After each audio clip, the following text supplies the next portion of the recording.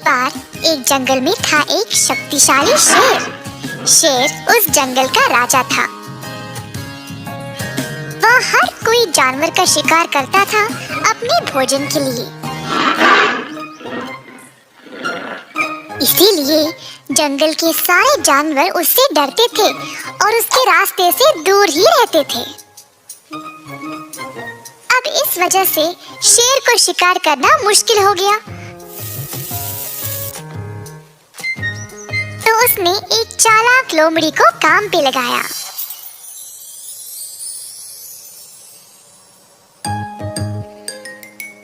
लोमड़ी को बस बाकी जानवरों का स्थान शेर को बताना था। तो शेर फिर उन जानवरों के पास जाकर उनको पकड़ लेता था। एक दिन शेर ये जानना चाहता था कि बाकी के जानवर उसके बारे में क्या सोचते थे। तो उसने लोमड़ी को बोला कि वह चोरी छुपे जाकर इस बात का पता लगाए।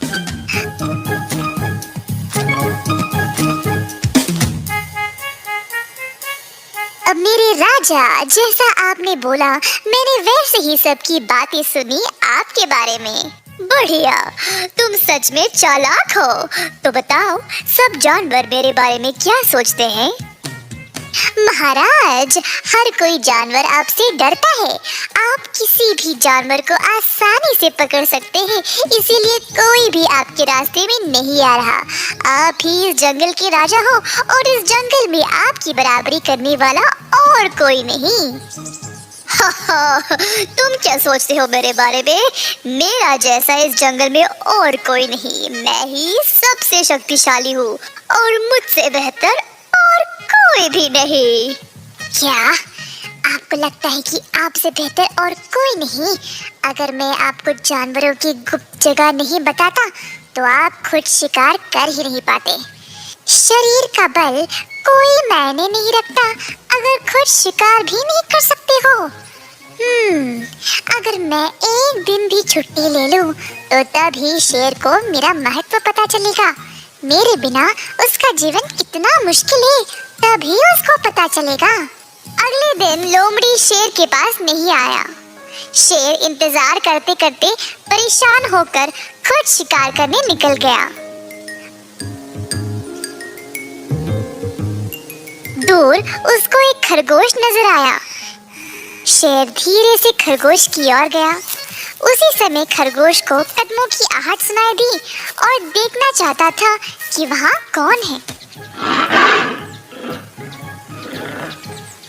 खरगोश ने वहाँ से भागने की कोशिश की, परंतु वो शेर के पंजे में फंस गया। इसी दौरान उस रास्ते एक हिरन आया जिसने शेर का ध्यान खींचा। शेर अब खरगोश को छोड़कर हिरन के पीछे दौड़ने लगा। हिरन ने देखा कि शेर उसकी ओर आ रहा है और तुरंत तेज रफ्तार से वहां से भाग निकला। शेर उसके पीछे पीछे गया, पर हिरन इतना तेज था कि शेर उसको पकड़ ही नहीं पाया। शेर अब निराश हो गया और वापस उसी स्थान पर गया जहां पर उसने खरगोश को पकड़ा, पर खरगोश तो वहां था ही नहीं। भूखे शेर को पछतावा होने लगा कि अगर उसको हिरन का लालच नहीं होता तो अब तक उसको कम से कम खरगोश तो खाने को मिलता। दूर से लोमड़ी ये सब देखकर मजे ले रहा था। शेर घमंडी नहीं बल्कि लालची भी है, इसीलिए उसके हाथ कुछ भी नहीं आया। जो था वो भी चला गया। एक बार एक घने जंगल में कई जंगली जानवर रहते थे, जैसे कि हाथी, गोरिल्ला, बंदर, चिंपांजी, हिरन और कई और। जंगल का राजा था एक चालाक और शातिर शेर। वह सब जानवरों पर रोब जमाता था और हर कोई उससे डरता था। एक दिन शेर ने सारे जानवरों को एक बैठक के लिए बुलाया। सब जानवर सोच रहे थे कि शेर को बोलना क्या था। जल्द सब हुए इकट्ठा और शेर उधर आ पहुंचा। कल से मैं चाहता हूँ कि तुम सब लोग एक नए नियम का पालन करो। इसके आगे शेर ने कुछ नहीं बोला तो उत्सुकता से डरते हुए गोरिल्ला ने पूछा, जहाँपरा, अगर आपकी इजाजत हो तो क्या आप हमें इस नए नियम के बारे में बता सकते हैं? रुको मूर्ख जानवर, मैं बोलूंगा। अभी मैं इस नियम पर विचार ही कर रहा हूँ। सब जानवर अब और भी डर गए और चुपचाप इंतजार कर रहे थे। आखिरकार शेर ने कहा, अब से हर रोज तुम लोगों को मेरे भोजन के लिए एक जानवर भेजना पड़ेगा। अगर इस नियम का पालन नहीं करोगे तो बहुत बुरा होगा। ये सुनकर सब जानवर हैरान परेशान हो गए, पर उनके पास और कोई रास्ता नहीं था। जंगल के राजा की बात उनको माननी ही पड़ी। अब मैं एक सेवक को नियुक्त करूंगा जो रोज मेरे गुहा तक जानवर को ले आएगा। मेरा सेवक हिरन होगा। हिरन हैरान रह गया और बाकी के जानवर भी।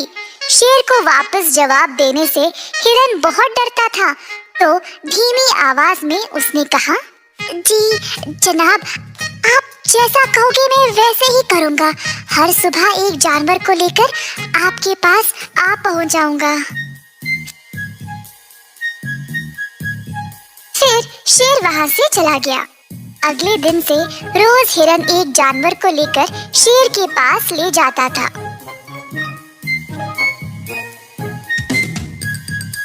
सारे जानवर इस नियम से बहुत परेशान हो गए थे, क्योंकि उनको पता था कि उनकी बारी भी कभी ना कभी तो आएगी ही ना। एक रात बहुत तेज बारिश शुरू हो गई। सारे जानवर अपने अपने घर भाग गए, पर शेर को बारिश के मजे लेने थे। जंगल में घूमता रहा, बारिश में भीगते हुए। वह इतना मग्न था कि उसको पता भी नहीं चला कि वह पूरी रात बारिश में ही भीग रहा था। सुबह सवेरे बारिश के रुकने के बाद थका हुआ शेर अपने घर वापस जाकर सो गया। जब वह जागा तो हिरन उसकी सेवा में उपस्थित था। शेर राजा, आज मैं किसको ले आऊं? बोलने के लिए जब शेर ने अपना मुंह खोला तो उसने जोर से छींका। अच्छू! शेर को बारिश में भीगने के कारण जुकाम हो गया था। शेर ने फिर से बात करने की कोशिश की, पर उसको सिर्फ छींकें निकल रही थी। शेर बात नहीं कर पाया, तो इशारों में हिरन को जाने को बोल दिया। इसी तरह कई दिन बीत गए। इसके कारण शेर को खाने के लिए कुछ नहीं मिल रहा था। अपने गुहा में ही बीमार भूखा बैठा रहा। जल्द शेर कमजोर पड़ने लगा। शेर को इस हालत में देखकर बाकी के जानवरों ने उसकी मदद करने का निर्णय लिया। जंगल में ढूंढकर उन्होंने कुछ जड़ी बूटियों को लाया और उसका एक मिश्रण बनाया। अब ये निर्णय लेना था कि भूखे शेर को ये दवाई देने कौन जाएगा। मैं नहीं जाऊंगा। शेर मुझे देख देख कर थक गया है और मैं भी नहीं जाऊंगा। वो खतरनाक है और इतने दिनों से भूखा भी। मैं अपनी जान जोखिम में नहीं डाल सकता। अंत में गोरिल्ला बोला, ठीक है, मैं देने जाऊंगा। शेर राजा, हम सबको पता है कि आप बहुत बीमार हो, तो हमने आपके लिए दवाई बनाई है। कृपया इसको ले ले, फिर आप ठीक हो जाओगे। ठीक है, उधर रख दो, मैं देख लूंगा। गोरिल्ला दवाई रखकर चला गया। दिन पे दिन शेर की हालत और भी बिगड़ने लगी। अंत में उसने दवाई लेने का निर्णय ले लिया। अगले दिन जब शेर जागा तो वह बिल्कुल ठीक हो गया। शेर बहुत खुश था। उसने फिर अपने बर्ताव के बारे में सोचा। उसने अपनी आलस्य की वजह से बाकी के जानवरों को संकट में डाला, फिर भी सब ने उसकी मदद की। पर शेर अभी भी दुष्ट ही था और इन सब ख्यालों को दिमाग से निकाल दिया। उसको अब भूख लगी थी। गुहा के बाहर आया तो दूर हिरन को घास चरते हुए देखा। अब अब शेर शिकार करने कहीं दूर नहीं जा सकता था, तो उसने हिरन को ही फंसाने का निर्णय लिया। शेर हिरन के पास गया और उसी की तरह घास खाने लगा। ये देखकर हिरन हैरान रह गया। जिज्ञासु से हिरन खुद शेर की ओर गया और पूछा, शेर राजा, आप घास क्यों खा रहे हो? आप ठीक तो हो? हाँ, वो दवाई खाने के बाद मुझे लगता है कि मांस से ज्यादा घास ही अच्छा होता है। ओह, मुझे एक जगह पता है जहाँ बहुत सारी घास है। क्या तुम मेरे साथ आना चाहोगे? हिरन ये सुनकर खुश और उत्सुक हो गया कि जंगल का राजा उससे दोस्ती करना चाह रहा था और वह आखिरकार बदल ही गया। खुशी से वह शेर के साथ चला गया। शेर ने हिरन को एक सुनसान जगह पर लिया और अचानक से उस पे वार कर दिया।